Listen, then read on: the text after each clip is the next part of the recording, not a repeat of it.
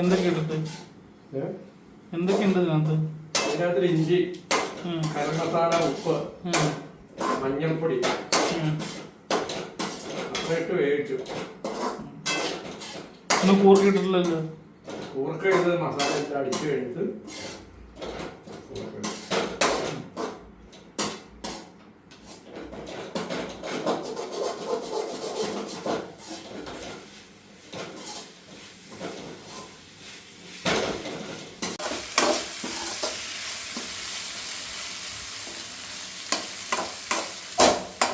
എത്ര നേരം വേണം? ഒരു 10 മിനിറ്റെങ്കിലും നല്ലപോലെ വഴണ്ട് വരണം. അതാണ് എൻ്റെ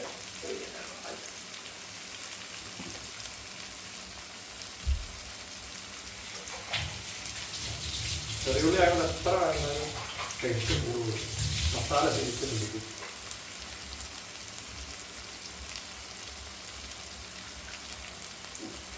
ഏത് കറി വെക്കുമ്പോൾ സവാള ആയിക്കോട്ടെ ചെറുള്ളി ആയിക്കോട്ടെ നന്നായി വഴണ്ടാലേ ആ ബീഫാണെങ്കിലും ചിക്കൻ ആണെങ്കിലും ഏത് കറിയായിട്ട് ശരിക്കും സെറ്റാകണമെങ്കിൽ നല്ലപോലെ വഴങ്ങണം.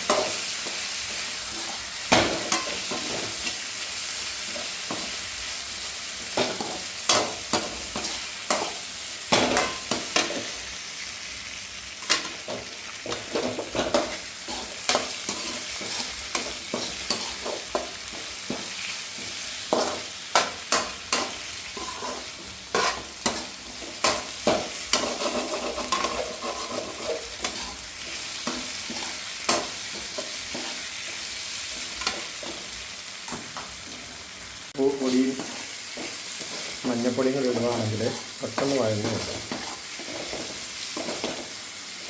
മഞ്ഞപ്പൊടി